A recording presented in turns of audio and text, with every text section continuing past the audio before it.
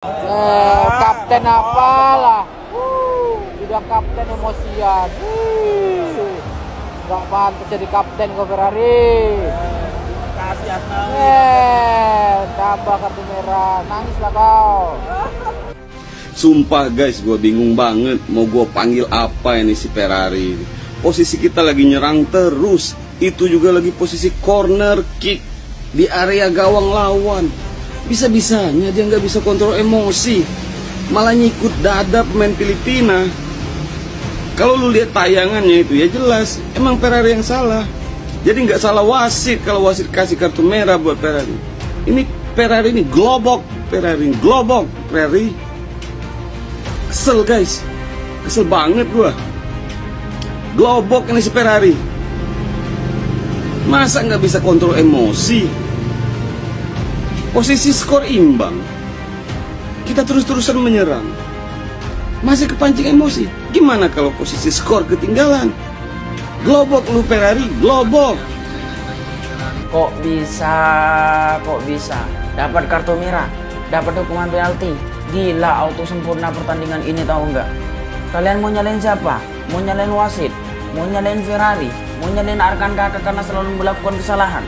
Siapa yang perlu disalahkan? Ayo, tulis di komentar. Indonesia tersingkir dari AFF, pelajaran penting untuk Garuda Muda. Indonesia bermain cukup mendominasi melawan Filipina, namun sayang belasan kali peluang dibuat, tak ada gol yang diciptakan. Petaka muncul di penghujung babak pertama, kala Ferrari harus di kartu merah oleh wasit karena terlibat friksi dengan bek Filipina. Bermain dengan 10 orang, Indonesia masih bisa memberikan perlawanan, namun sayang Indonesia harus kalah 1-0 lewat gol penalti Filipina. Indonesia pun tak lolos ke semifinal Piala AFF. Ini jadi pelajaran penting untuk Garuda Muda. Tetap semangat, ingat kita masih punya ajang yang lebih besar, yaitu kualifikasi Piala Dunia. Indonesia kalah, keputusan wasit Toji Takasaki dan drama Filipina ala Bahrain jadi sorotan. Pada dasarnya Indonesia menguasai jalannya pertandingan kalah melawan Filipina kemarin. Namun ada beberapa insiden kontroversi di pertandingan yang membuat Indonesia kalah. Pertama adalah keputusan wasit Toji Takasaki saat memberikan penalti untuk Filipina. Entah bola mengenai tangan atau dada dari Donitri, dia sempat berdiskusi dengan wasit VAR cukup lama. Meski pada akhirnya dia tetap yakin bola yang mengenai tangan Donitri.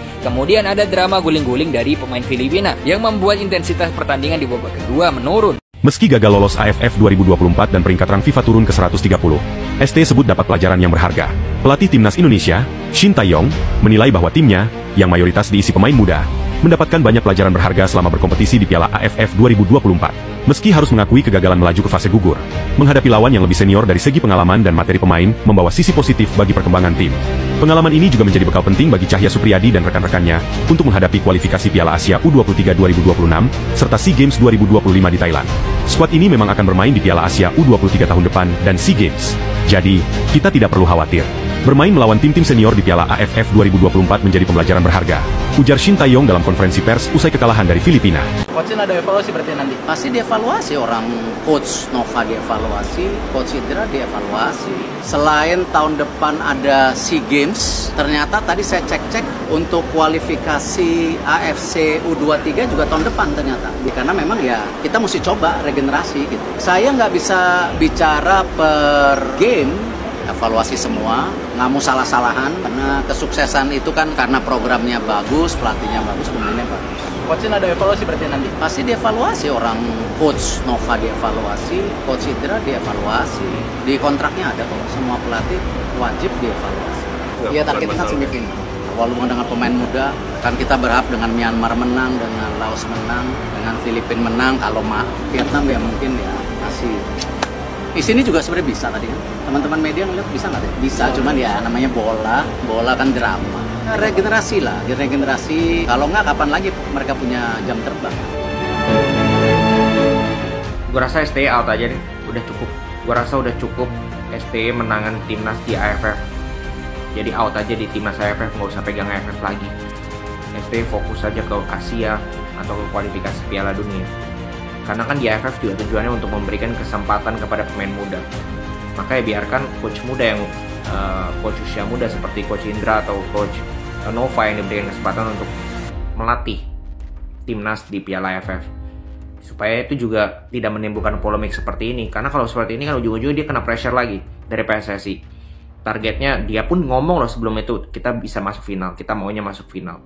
dan ini lolos grup aja enggak, jelas itu akan membuat posisinya menjadi kembali lagi terdesak oleh federasi, karena yang gaji itu federasi, yang punya target itu federasi dengan dia sudah sudah kompromi lah, saling kompromi.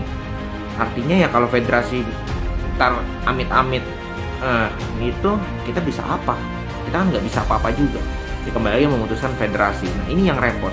Maka dari itu ya sejak awal harusnya nggak usah STI yang melatih pemain-pemain muda ini. STI fokus aja ke event-event yang benar-benar IPA seperti Piala Asia maupun kualifikasi Piala Dunia. Gimana menurut kalian?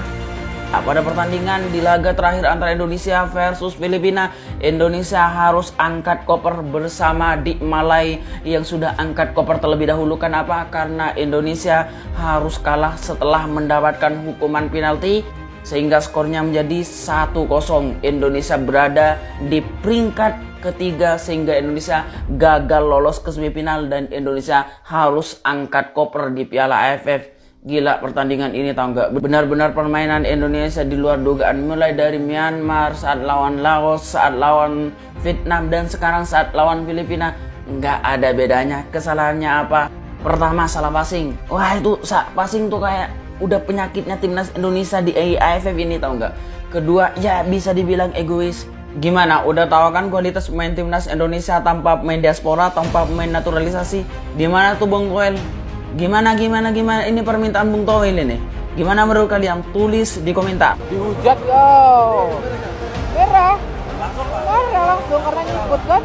Dia emosi dari tadi, gak langsung merah kan? Pinter dipancing kan? Lempar lihat kan. Tuh lihat tuh.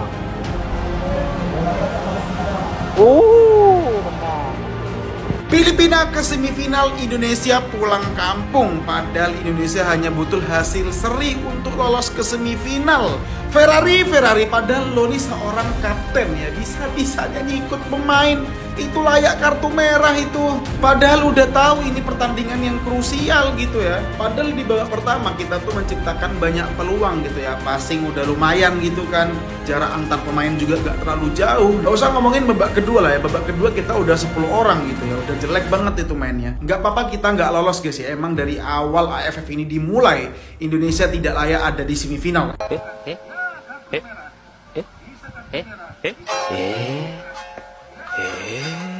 Situasi di mana Indonesia memang mendapatkan set piece ya. Ini adalah sebuah pelanggaran, dan apakah itu terjadi di dalam kotak?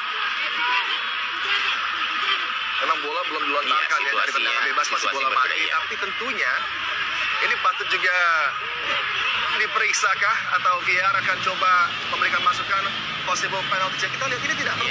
Ini pelanggaran yang jelas dilakukan oleh Rontini, arah ke dada, Detan terjatuh, dan apakah kontak tersebut di dalam kotak penalti ini yang menjadi pertanyaan besar. Masihkah ada review yang berlanjut?